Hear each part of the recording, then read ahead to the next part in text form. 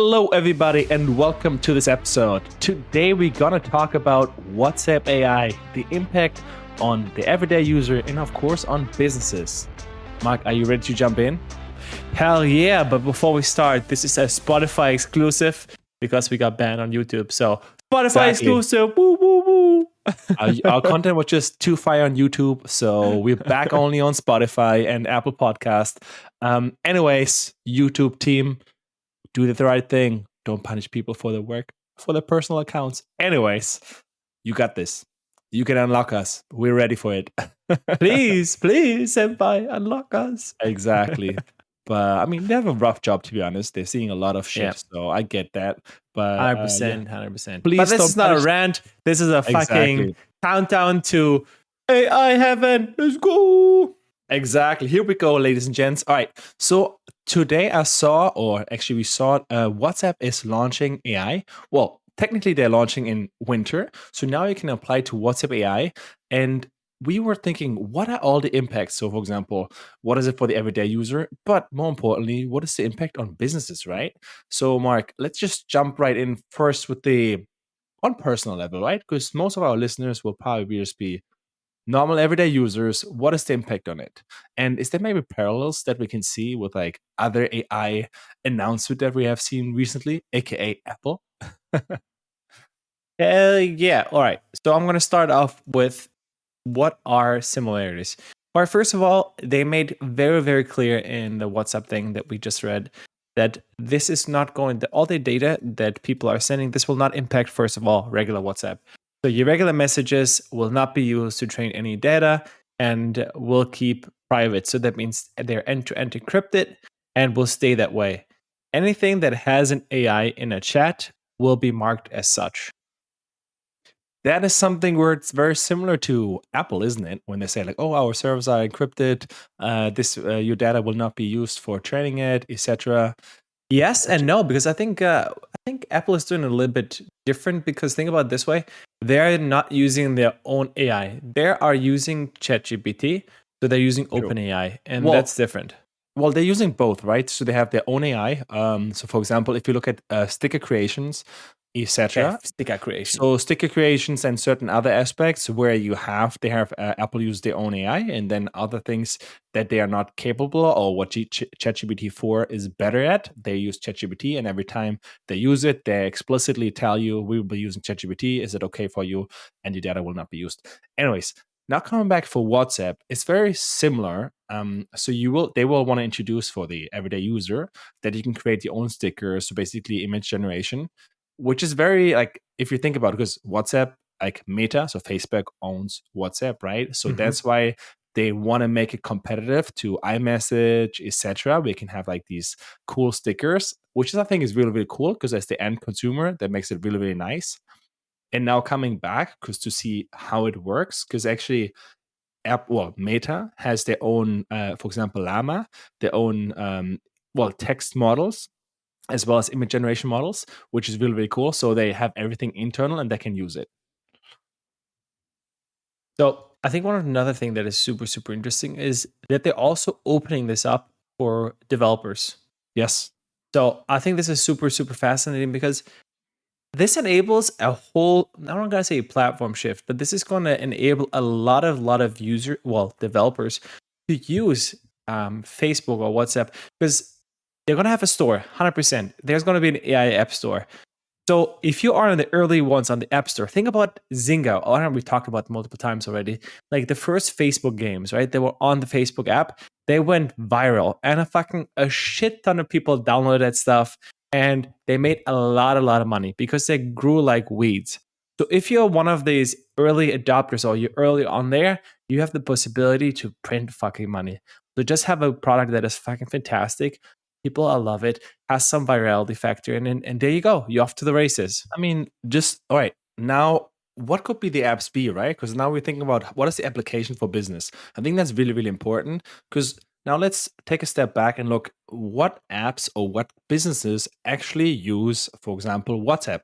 as business, right? So you see, it could be hair salons, nail salons, all the beauty stuff. Because like, what are they using for? It's like the clients like, hey, I want to have an appointment, etc.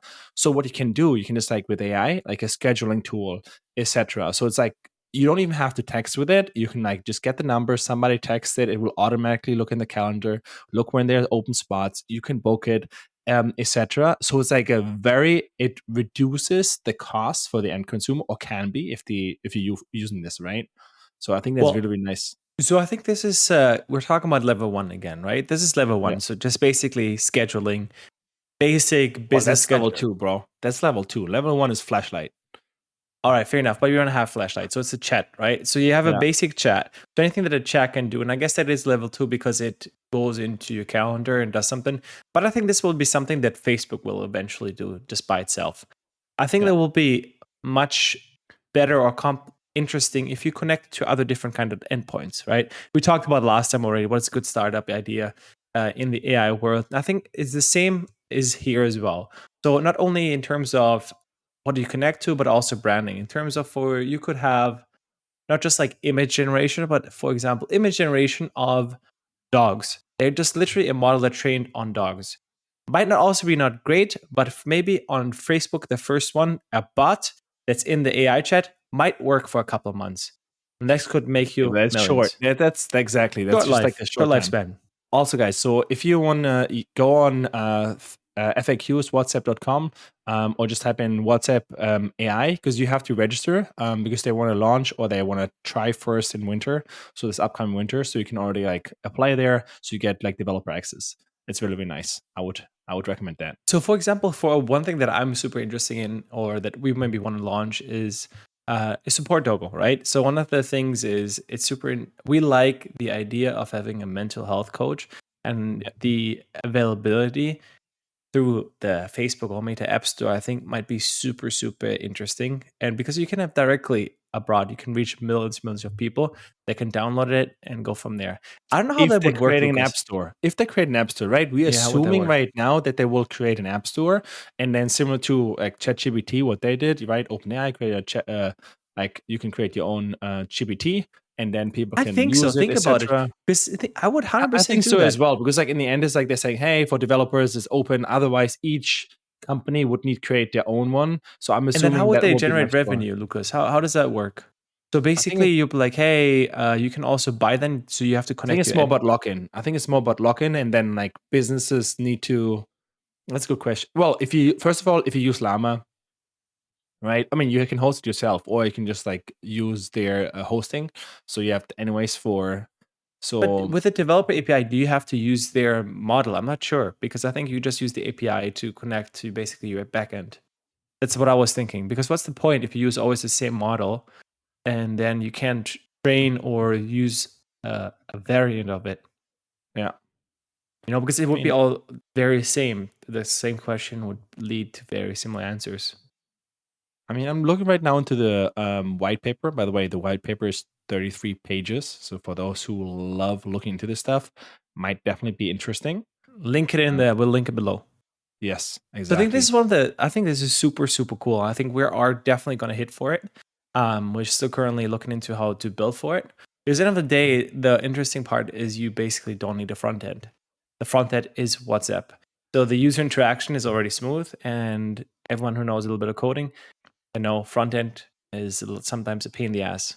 I think So also the most underrated thing in this scenario is people or everybody's always keeping like every app is competing for attention, right? So basically, is it am I spending time in on Netflix, or is it Instagram, TikTok, etc., or just texting in WhatsApp?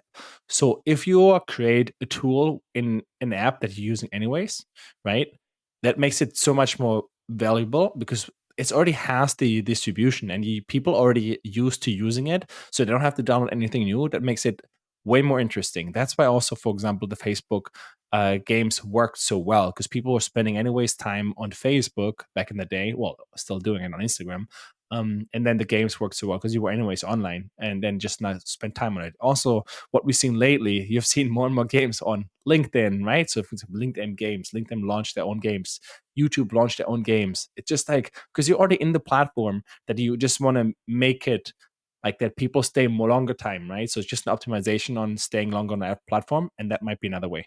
So one thing I just saw, I think we talked already about this company, Rex.fit.